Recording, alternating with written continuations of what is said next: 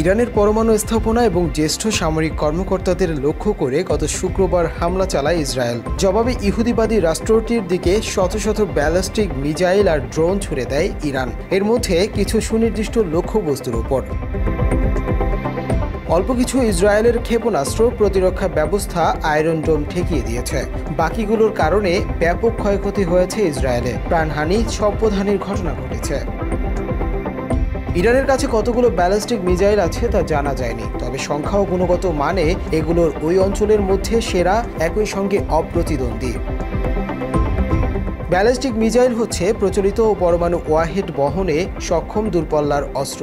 শক্তিশালী rocket engine থেকে এই মিসাইলগুলো ছোড়া হয়। মিসাইলগুলো সরাসরি আকাশমুখী হয়ে যাত্রা শুরু করে, কখনো কখনো মহাকাশেও পৌঁছে যেতে পারে।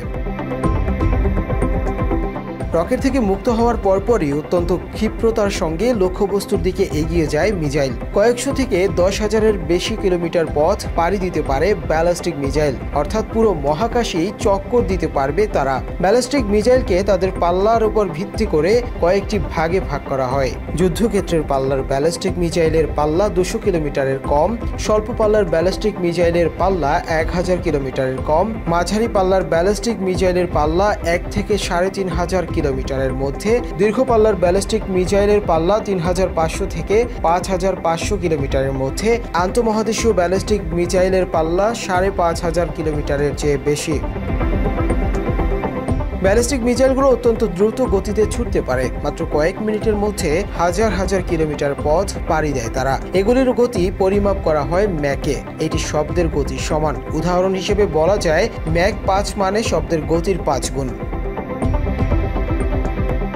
সাধারণত স্বল্প পাল্লার ব্যালিস্টিক মিসাইল সুপারসনিক গতিতে পৌঁছায়, অর্থাৎ ম্যাক 1-এর চেয়ে দ্রুত, অথবা ঘন্টায় প্রায় 1225 কিলোমিটার। আবার কিছু সাধারণত দীর্ঘ পাল্লার ক্ষেপণাস্ত্র হাইপারসনিক গতিতে ছুটতে পারে ম্যাক 5-এর চেয়ে বেশি বা ঘন্টায় 6125 কিলোমিটার। ইরান ও ইসরায়েলের মধ্যে দূরত্ব প্রায় 1300 কিলোমিটার থেকে 500 কিলোমিটার। ম্যাক 5 গতিতে ভ্রমণকারী ইরান থেকে ব্যালিস্টিক মিসাইলগুলো প্রায় 12 মিনিটের মধ্যে ইসরায়েলে পৌঁছাতে পারে, যদিও সঠিক সময়ে মিসাইলের ধরন এবং উৎক্ষেপণের স্থানের উপর নির্ভর করে।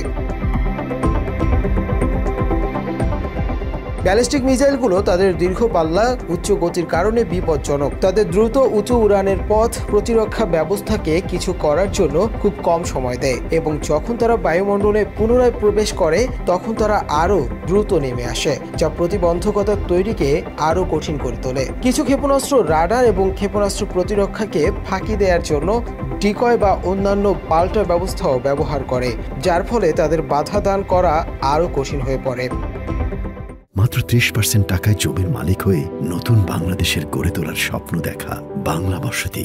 ইরান ইসরায়েলের বিরুদ্ধে ক্রুজ মিসাইলও ব্যবহার করেছে। ব্যালিস্টিক মিসাইলের বিপরীতে ক্রুজ মিসাইলগুলো পাইলটবিহীন বিমানের মতো নিচু এবং স্থিরভাবে উড়ে যায়, যা তাদের বিমান প্রতিরক্ষা ব্যবস্থাকে ভাঙতে সাহায্য করে। যদিও তারা ব্যালিস্টিক মিসাইলের তুলনায় অনেক ধীর গতিতে যায়, বিমান প্রতিরক্ষাকে বাধা দানের জন্য আরও সময় দেয়। অনেক নিচ দিয়ে চলাচল করায় তাদের শনাক্ত করা কঠিন। তাদের কৌশলগত দক্ষতা তাদের দিক পাল্টাতে, বাধা অতিক্রম করতে এবং মিসাইল প্রতিরক্ষা এড়াতে সহায়তা করে।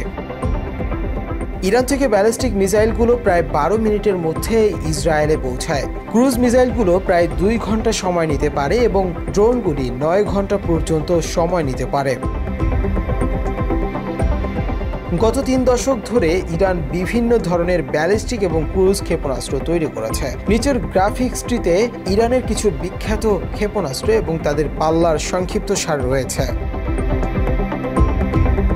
ইসরায়েলের একটি উন্নত মিসাইল ভান্ডার রয়েছে, যার মধ্যে রয়েছে দূরপাল্লার এবং পারমাণবিক ওয়ারহেড বহনে সক্ষম সিস্টেম, যা কয়েক দশক ধরে যুক্তরাষ্ট্রের সহায়তায় তৈরি করা হয়েছে।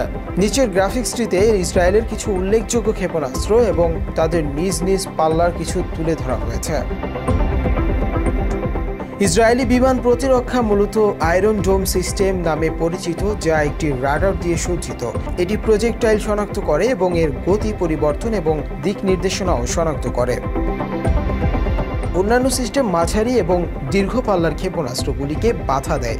এছাড়াও রয়েছে ডেভিডস স্লিং 40 থেকে 300 কিলোমিটার পর্যন্ত পাল্লার মিসাইলগুলোকে বাধা দেয়। আরও রয়েছে অ্যারো সিস্টেম, এটি 2400 কিলোমিটার পর্যন্ত পাল্লার মিসাইলগুলোকে প্রতিহত করে।